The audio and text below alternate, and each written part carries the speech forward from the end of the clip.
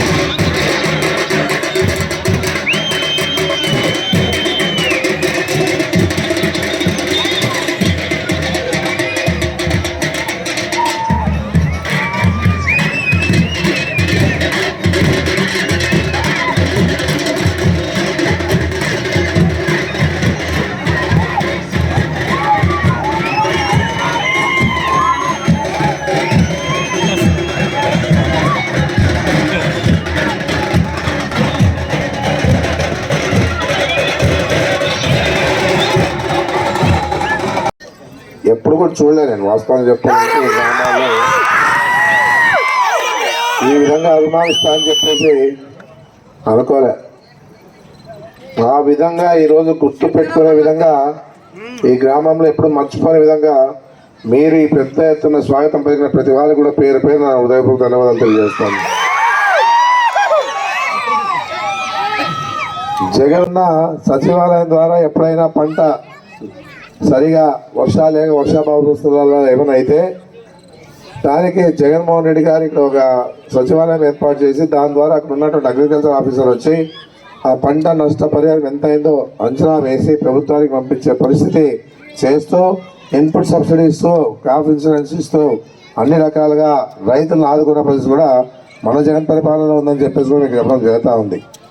ఎలాంటి సమస్య లేకుండా రైతు భరోసా కేంద్రం ద్వారానే అన్ని రకాలుగా విత్తనాలు కానీ ఎరువులు కానీ ఇంకా ఏదైనా అవసరం ఉన్న రైతుల పరంగా ఈ అన్ని రకాలుగా విత్తనాలు ఇస్తూ సరఫరా చేస్తూ ఎలాంటి సమస్య లేకుండా అందించడం జరుగుతూ ఉంది.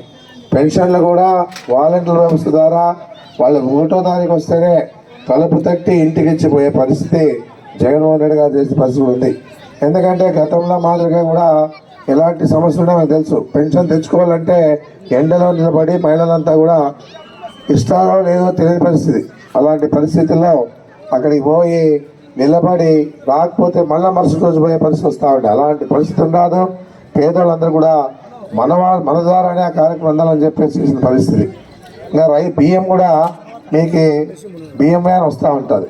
ఎందుకంటే ఎండలో నిలబడి ఆ బియ్యం వేసుకునే దానికి ఇబ్బంది పడతా అని చెప్పేసి బియ్యం ద్వారా సరఫరా చేస్తూ అందరూ కూడా అవకాశం కల్పించాలని చెప్పేసి నేను చెప్పడం జరుగుతూ ఉంది. ఈ రకంగా ఈరోజు రాష్ట్రంలో ఎన్ని కార్యక్రమాలు చేస్తూ ఉండే పరిస్థితి మనం చూస్తూ ఉన్నాం.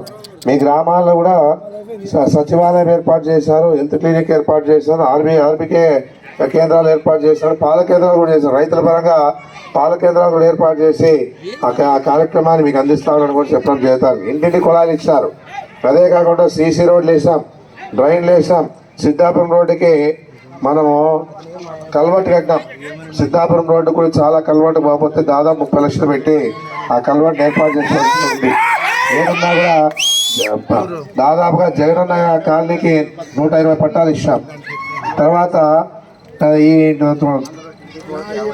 దాంట్లో టీడీపీ వాళ్ళకి 50 మందికి ఇచ్చాం. ఏదున్నా సొంత స్థలంలో కూడా ఇంటి పట్టాలు ఇచ్చాం 80 మందికి. వాటర్ ట్యాంక్ కట్టాం, రెండోది కూడా పెద్దాపురం ఆంజనేయ స్వామి కలవాటు కట్టాం. ఇవన్నీ కూడా మనం అంతకుముందు కూడా రాజశేఖర కాలంలో మనం కమ్యూనిటీ హాల్ కట్టిస్తామండి. మాకు తర్వాత శ్మశానం ఇప్పించా సొంతంగా. ఆ రోజు డబ్బు గవర్నమెంట్ ఎంత ఇస్తుందో అందించిన తర్వాత నా ద్వారా కూడా అమౌంట్ వేసి దానికి శ్మశానానికి ఇచ్చా. తర్వాత